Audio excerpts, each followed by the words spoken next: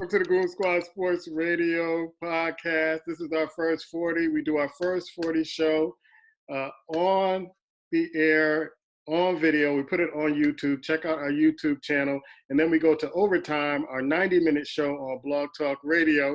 How you doing there, Black Thor, with your sexy red outfit on? You know me, man. I'm always feeling good. Happy to be here, bro. How about you? All right. Ice Water. You're melting over there. You're melting over there. How you doing, brother? That hot red is coming through the screen, bro. That hot red black lingerie coming through, and I'm sweating.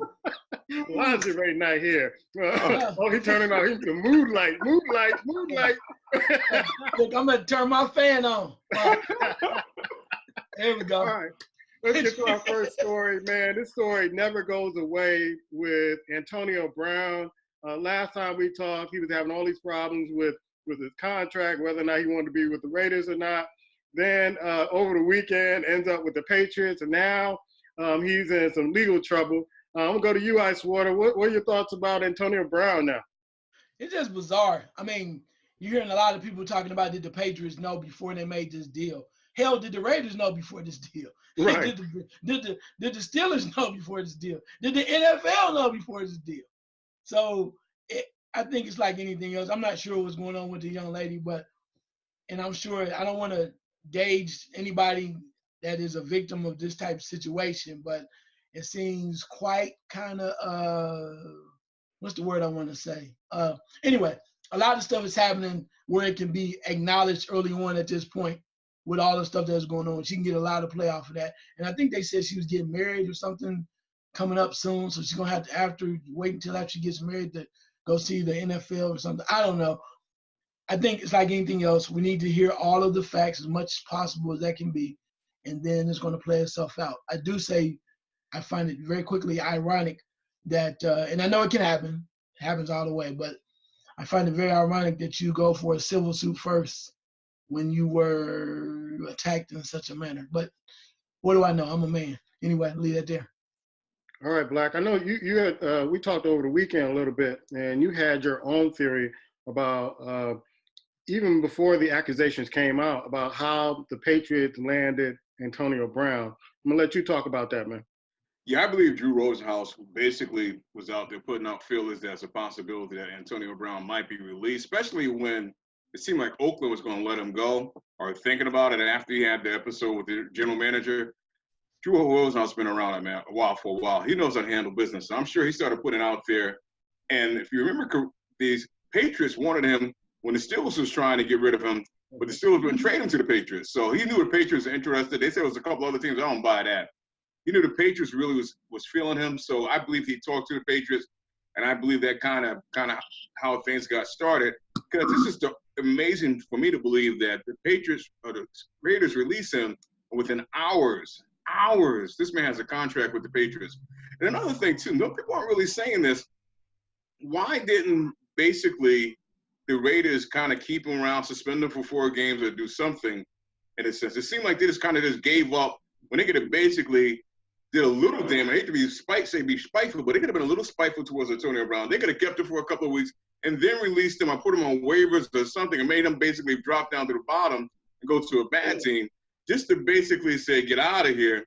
I thought it was kind of a little bizarre.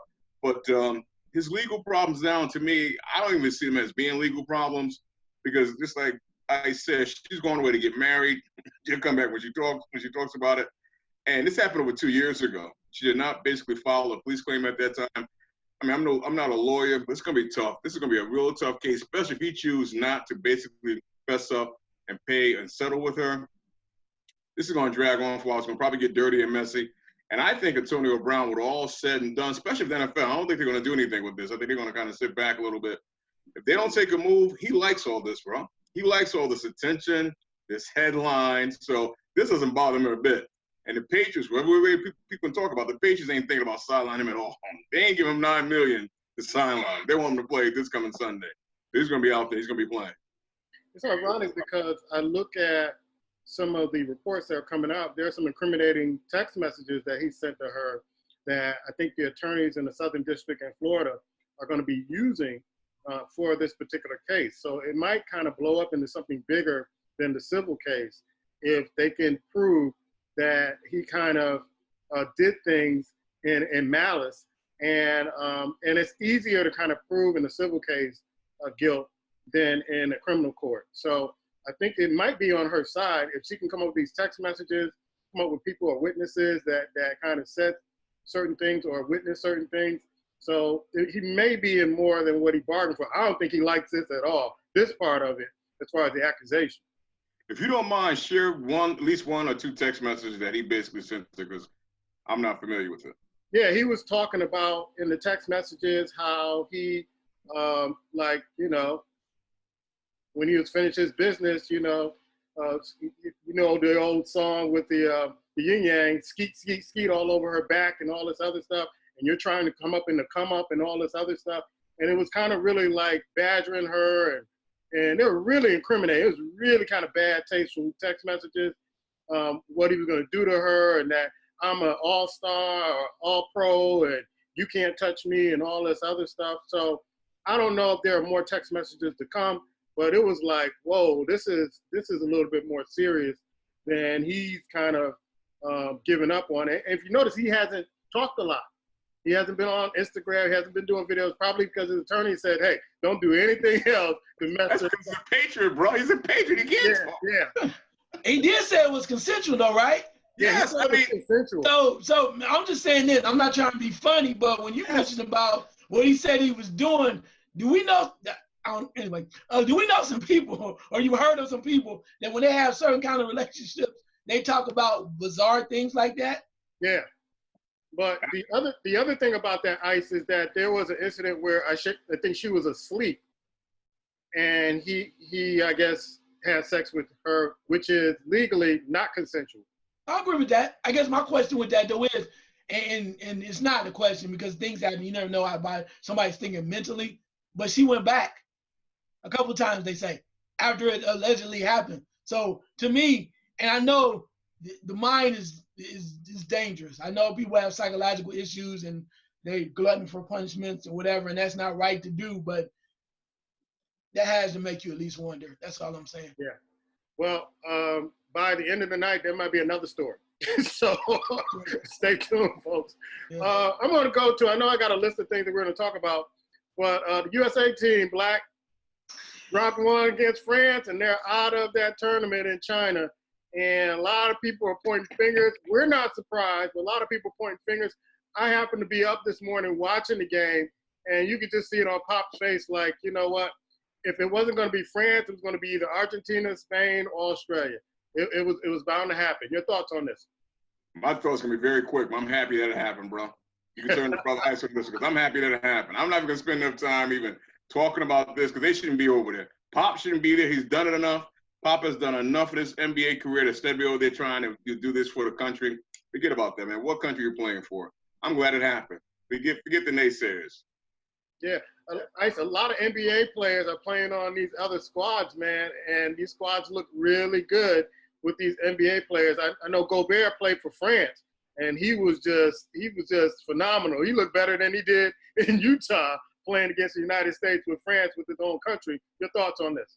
Yeah, I mean, I don't want to belabor it too long either, but we just talked about that last week. Do you remember when I talked about energy? I talked about energy players, guys making plays happen. Donovan Mitchell had 29 points in that game. I didn't watch it.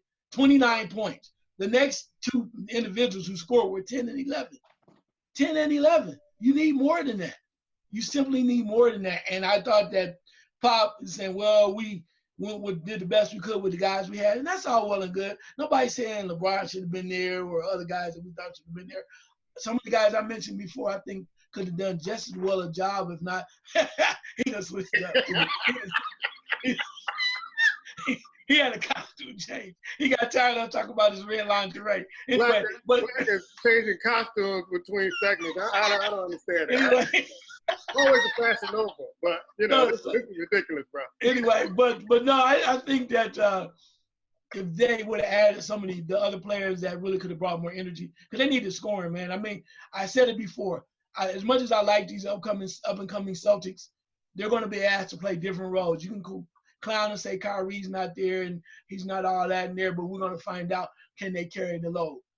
Can they carry the load? And I think this was an example of together, collectively as a team. Again, no disrespect. I get out this real quick. As I told you, when you have one of the Plumleys on the squad, it makes you wonder. Welcome to the World Games. Thank you. Black Brother Raccoon, this story comes out of New York Knicks. Former Knicks player Enes Kanter said nobody wants to play for the Knicks because of James Dolan. We've been saying that for years. Why won't this man sell the team? But is this big news in New York? Are they even talking about this? No, they're not really talking about this, man, because for the most part, like you said, we all knew this years ago. We know why people really want to come to New York, and he's not going to sell the team. I mean, James Dolan, why would he, man? That's a cash cow. So it's nothing new. I'm glad he said it because other players feel it and they won't say it, but nothing new, man. Now, this didn't probably even move the needle in New York, not right now, especially because the Yankees are doing so well. No, they didn't even pay attention to this, man. And they're more concerned with Adam Gates, man, how the Jets are being so horrible. We'll probably talk about that another time. But this story right here didn't even move, man. But it's realistic. I mean, who wants to play for an owner? How you see how he treats his ex-players and some of his current players and the fans? New York stopped being the mecca of basketball a long time ago, bro. A long time, if it ever was, in my opinion. Ice, I know you're enjoying this. Ever since John Starks was gunning in the championship game, what is your take on Enes Kanter saying, hey, nobody wants to come to play for the Knicks because of James Dolan? I think he just, as he mentioned, as Black Thor mentioned, he just kind of brought up an old wound. It's kind of like that thing you can always try to, it hurts. You try to pick at it, it heals a little bit, and you pick at it again, it still never heals properly. But Enes Kanter is a perfect example where he's trying to show that he has a little game by leaving New York. New York has to come to grips with that. Dolan is Dolan. I said that before, that this is a hobby to him. As long as he's making money, it's not that big a deal to him. He would like to win, but he hasn't won. He doesn't care about winning. It's about keep making money and probably frustrating the hell out of Knicks fans. And he's done that quite well while he's still making money. Yeah, I'm truly frustrated, Here's another story. I'm going to stay with you with Durant. Durant admits that sometimes he hates playing in the NBA. When I first kind of saw the headline, he became pretty specific on, I guess the media, how he felt at OKC. What's your take on Durant's statements? Contrary to belief, he's allowed to have those thoughts. And it doesn't mean he doesn't like basketball or he hates basketball, and he might sound like he's whining, but there are a lot of guys that you talk to him that's probably a whine. But sometimes you may not like something. But because you're paid a lot of money, you're supposed to act like, oh man, I love this 24/7. I live for this. I'll never take no time off. Everything I do is surrounded around basketball. That's all well and good, but I don't know. I mean, I think that he probably did himself a disservice by admitting it because he's going to get crushed. But I'm sure like Black Thor about to put the rain down on him. He should have just, I'm just saying, he should have just, if it was me, I'd be like, look, it's cool. I enjoy playing basketball, but it has a limit like anything else. But I'm going to defer to Black Thor because I know he's about to bring the rain of tears. Black, and we're going Black right now. Black, is it me or is I get the sense that Kevin Durant, no matter what, is never going to be happy. It's something else that drives him. We don't know, but it seems like he's never going to be happy no matter what. Yeah, I think that's the bottom line. I think that's really what it is, man. I heard that he was saying, he didn't like the way he was treated when back to OKC. Bro, you left them for a team that you should have beat. What do you expect him to do? Throw a parade when you came back for the first night? It's like he's out of touch with reality. He said he really never felt like he fit in with Golden State. Bro, you won 2 championships there. Why do you have to fit in? I mean, what are they supposed to do? Give you a bubble bath twice a week? I don't understand, man. It's like, but I used to always say this about Kevin Durant, and I'm not going to not say it tonight. To me, he's like a mama's boy. He sits around, he looks for something constantly to whine about and complain. And he's not, and it's part of this is because he's not happy in Brooklyn. He's jumped up and made this move. He ran to Brooklyn. Now he realized when the dust is settled, they don't have a team. You were a player that can't play all season with bad knees. You're not going to be able to do anything with this team. Now you're in a bad situation. Now what can I do? Now I'm happy with this. He needs to at some point just be quiet, bro. I look at it like this. You're playing a little kid's game. You're making a lot of money. You won 2 championships. Bro, at some point, even if you are unhappy, you got to pipe that down, bro. You got to pipe it down. Nobody wants to hear that. You know, when you come out here and get a real job, stop playing that kid's game and do what you do, what we do, then we'll listen to you. We'll sit down and have a drink. But when you're making all this type of money, I'm just one of those. You're making all this money, I don't want to hear about you being happy. I just don't, because you're gifted with a gift. Use it to the best of your ability and move on, bro. I really think this comes back to being that his father. He didn't have a dad in his life. Because at some point when he was younger, somebody should grab him by his collar and say, you got to man up, bro. Sometimes your feelings are your feelings, and that's what they are. Deal with them and move on. But his mama probably always told him, you can express your feelings, baby. You could do this. And she was ready to rub his forehead. And we see that plays itself over and over and over again. Light ass, bro. Real light in the head, too, if you ask me. Here we go again. Yeah. I knew you was going to throw light ass in there. We should have a soft moment by Black Thor. Soft as hell by Black Thor. That's a good segment. A soft moment by Black Thor. I got to come up with the music for that. Black, I'm going to stay with you on this one. Andre Iguodala, the Memphis Grizzlies do not want to buy him out, and I don't think that was the plan. I think he was expecting for them to buy him out so he can go back to the Golden State Warriors. Why would the Memphis Grizzlies buy this brother out? Let me ask you a quick question before I go in now. Golden State trade him to Memphis? I think Golden State released him. And he signed there. And I think, I'm not sure. I think they traded him. I think they traded him. Okay, it makes sense that they traded. Well, here's one of the situations here. Iguodala, you done did all you could do, bro. You had a very sustainable, good career in the NBA. You know what? Become a teacher now to a young squad, upcoming squad. Help them out. You won, bro. You did it. You won. Why go back to Golden State? I know you may want to, but they're not gonna pay you what you're worth. I'm sure Memphis is probably paying you a pretty good salary. You know, pull the tent down, become a leader, help the young bloods out, move on, man. Let it go, bro. Let it go. I mean, you had a chance to hold the trophy a couple of times. You stopped LeBron in his peak. You'll always be remembered for that. Always be. So it's just time to look at basically where you are realistically and understand this is it, man. You'll hang out with Memphis for a year.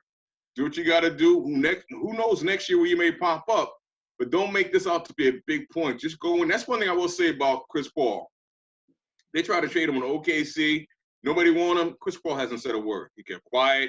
He's doing what he has to do. And that's how I believe how you need to handle this. Just go in there, help the young cats out. Try to give them a successful year, teach and learn. Give them something that somebody might have given you when you first came in the league. Let it be, bro. Yeah. Ice, what's your take on this, man? I agree with Black Thor as far as him being quiet. I think the factor that they know he wants to leave, they're not in a rush. I think they think that as you get closer in the middle of the season, some contender may give them more than what they would now. And I think they want something for him. I don't think they just want to let him go, because they release him or cut him, then they get nothing. I think that they think that he still has some value to a team, and then as they get closer to the playoffs or in the midseason before the trading deadline, they still might be able to get something worthwhile. So I think that's why they're holding on to him. If I was him, as Black Thor mentioned, I would be quiet. But I think he wants to play for the Clippers. And really? I wouldn't be mad at him for that. I don't think he wants to go back to Golden State. I think he wants to play for the Clippers. It's a great opportunity. They could use somebody like him. They have a lot of players already. But hell, he's the guy, comes in, he doesn't say anything. He does his job. He's inspirational, still plays D.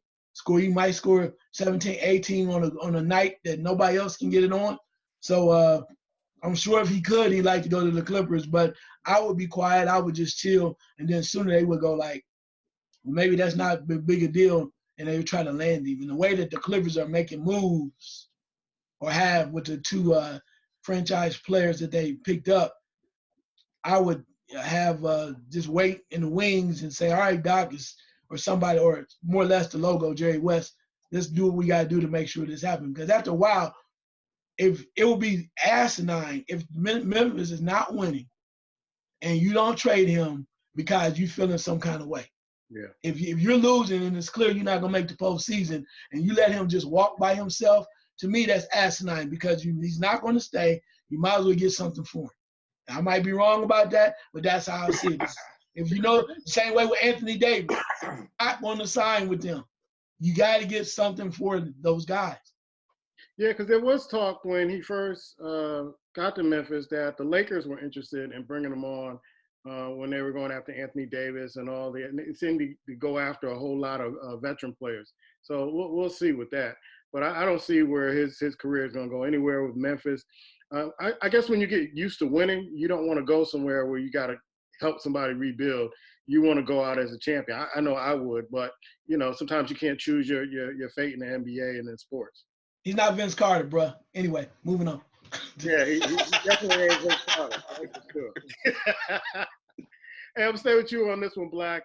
Dave Dombrowski, the Red Sox just let him go. And I know we're going to talk about Yelich maybe in this segment or in the 90-minute segment, but I wanted to talk about Dave Dombrowski. Why would the Red Sox do this? They just won the World Series last year. Red Sox up here, it's interesting because there's a thin line in this part of the country between the Yankees and the Red Sox, very thin line. And sometimes those lines kind of intertwine. And I think the fact that the Yankees are actually doing what they're doing played a role. And I would have to believe there's some part of upper management, he bumped head or there's something wrong with somebody. And it was the kind of way of doing it because it really makes no sense. I know they're 18 games out, but still, you won it last year. He put that together. It's not like they're drinking beer and eating chicken like they did several years ago. They're just not. They're gonna make the postseason. Yeah. So if anything, I'm thinking that I think the Yankees basically just seeing the Yankees do it and kind of build and they kind of fall off a little bit. And I think something happened inside somewhere with some members of that organization. We might have rubbed somebody the wrong way, and they was waiting for the opportunity to just kind of get rid of them. Ice Water, I know you're going to give the Major League Baseball report in our overtime in the 90-minute show. But what happened with this, man? I mean, not even a year, and now he's gone. Well, let's look at it this way, too. You think about the pieces and the amount of structure it took to put this team together. Mm-hmm. And they were built to try to win the championship, and they did that. And they thought it would be more than just one run. You think about having to go get Chris Sale.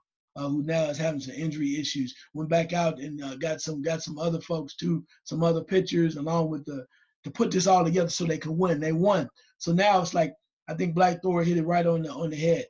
The Yankees are literally destroying and dominating them. That's an embarrassment. All the money that you spent, all of these players that are supposed to be ready to take you to the next level and keep you there for a few years. And then, of course, they're not going to come back and say it's the players' fault. They're going to say, who's not motivating them? So with that being said, what's the easiest way to do it? You get rid of the manager. You move forward, or you get rid of the manager, you get rid of the general manager, or the manager or the general manager, so they can move forward because they still believe that they have the pieces in place to be contenders. And this year, it fell flat. Especially, the other part I meant to mention was David Price. Right. Right. And that's, I think, what's going to happen in Chicago with their manager. They're not going to re-sign him, I don't think. I think it's a 70-30 chance. 70 that they'll let him go and let his contract expire and just let him go and go in another direction. 30% he stays. But they don't feel like they're getting the production from the players and the energy they need that they had in that championship run a couple of years ago. Stay with you with this one, Ice. Lynn Swann resigns as USC athletic director. There was a lot of scandals under his reign, and I didn't really see this coming this soon, but a lot of people are saying that, yeah, it should happen. And what's your take on it? Well, I mean, from the standpoint of Lynn Swann, it probably was the best thing for him and the school, particularly for himself, because when that scandal came down with rich parents finding scholarships on athletic teams for their kids that really had no true inkling of any athleticism, but yet they have their own scholarship at USC. I'm like, wow, how much of a farce is that? And then other things that were going on. And then the factor that Lynn Swann comes out and says he really had no idea what was happening, that cannot happen as an AD. So he's Lynn Swann. We know who he is. He has his reputation already. He was trying to act as if he was doing the school a favor, and that's the case. Then just walk away, bounce now. I mean, you might call it a coward, might call somebody that's weak, but when the envelope is open and everybody sees what it has an idea to see what's really happening, the best thing to do is exit stage left. Heavens to Murgatroyd. Anyway. Black, I think USC should start looking outside for their next AD because keeping it in the family hasn't been working for them in the last few years. But what do you think about this Lynn Swann resignation? I kind of understand it. I think they have a new president too, and I guess they want to kind of clean house, especially ice up the allegations of what was going on there. But to me, I found interesting that the football team seemed like he was starting to put that together a little bit. They're starting to kind of strengthen themselves a little bit. Good quarterback, he got hurt. The backup doesn't seem bad, so I was kind of surprised there. But I guess when everything else was going on, I think the problem, if he had a problem, he was focusing more on just football. When you're an AD, you got to focus on athletic director. You got to focus on all the sports at the school, just not football. And it seemed like he probably he had tunnel vision, and that kind of came to come back and bite him. So in that sense, I understand it, and they probably do need to step out and find some new blood and come in, because it's been a while, man, since you really said anything really strong about USC. And that's one of those schools growing up, man, that they always kind of in the mix somehow, some way.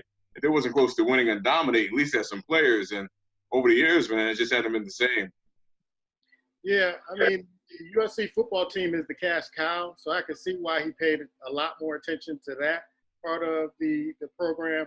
But you're right, he has to pay attention to every sport under his umbrella. And maybe he just fell asleep at the wheel when folks are getting scholarships that have no athletic ability, and you signing off on it, and you letting it go.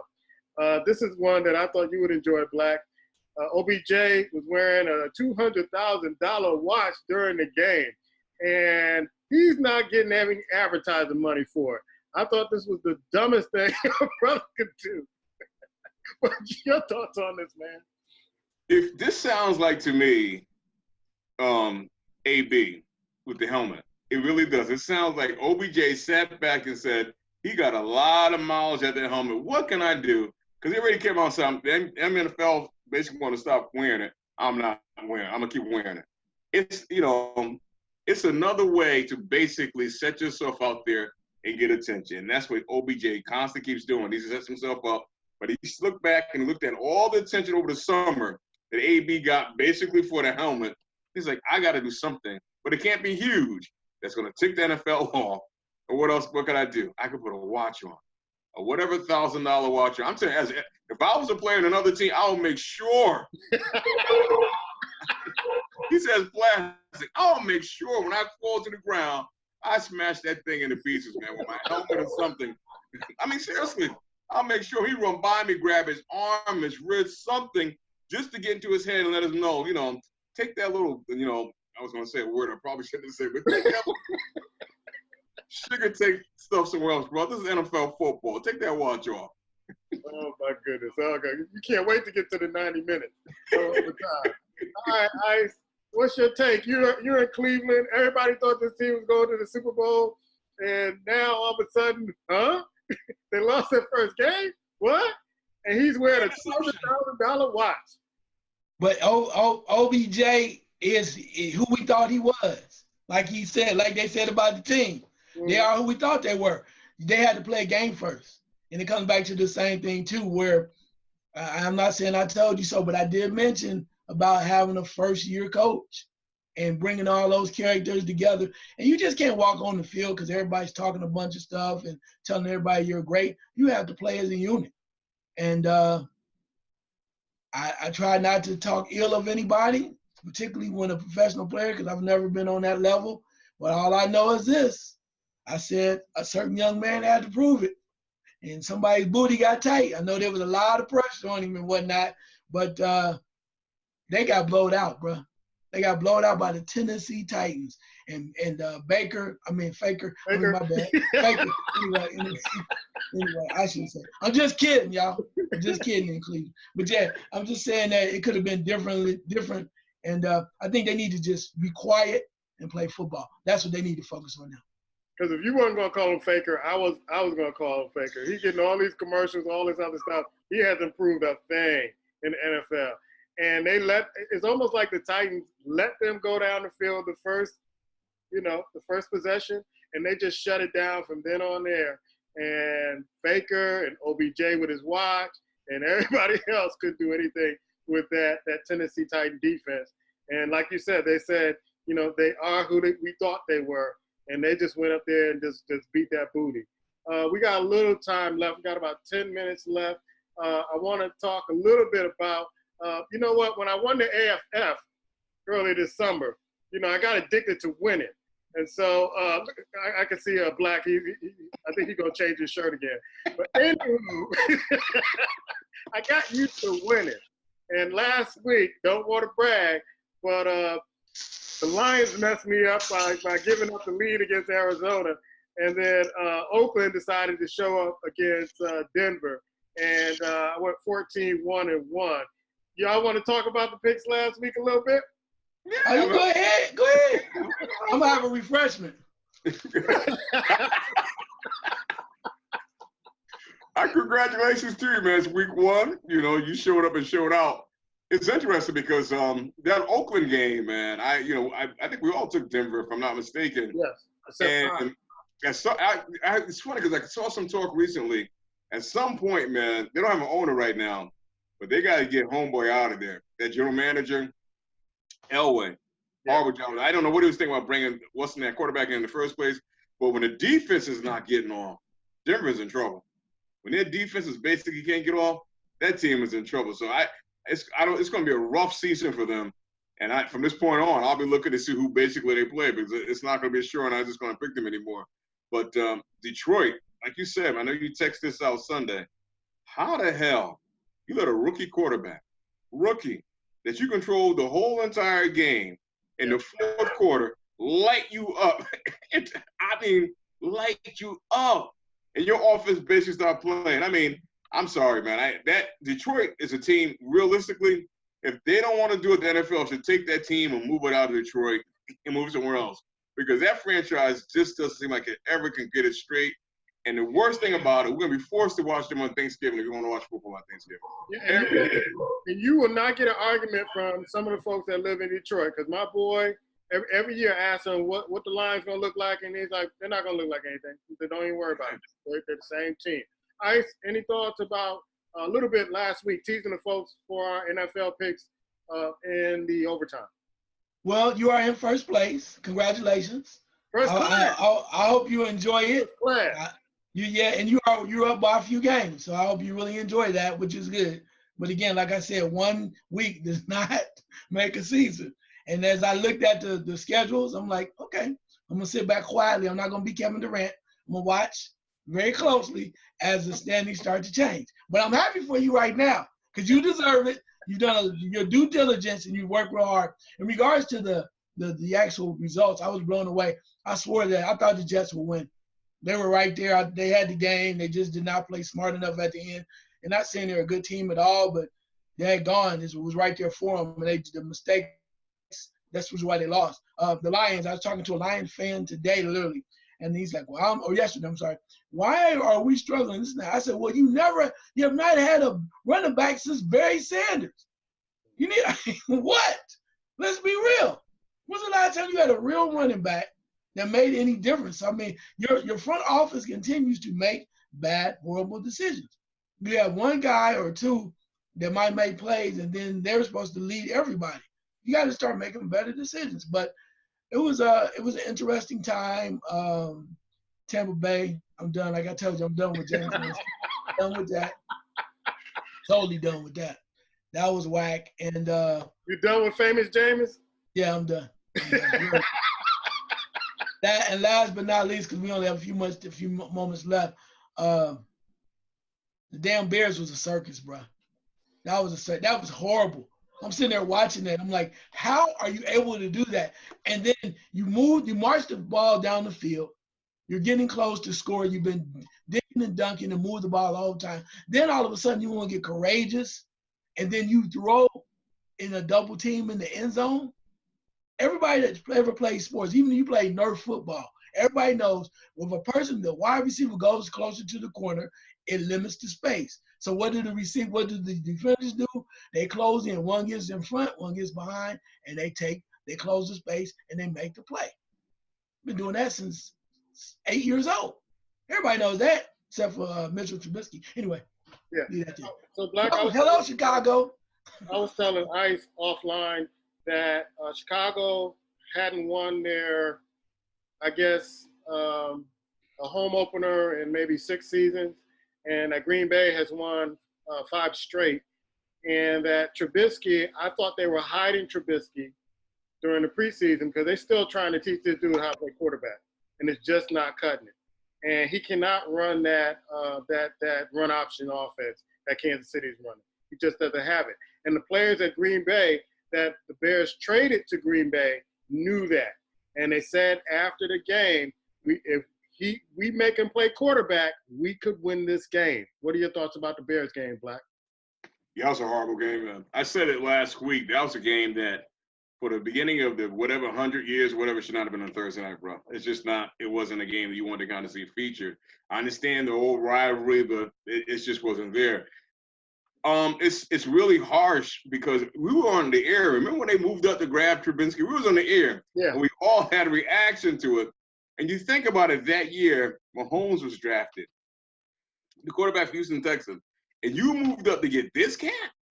And it's been a couple of years now, and he just every now and then he makes you believe I can do it, but he can't get it done.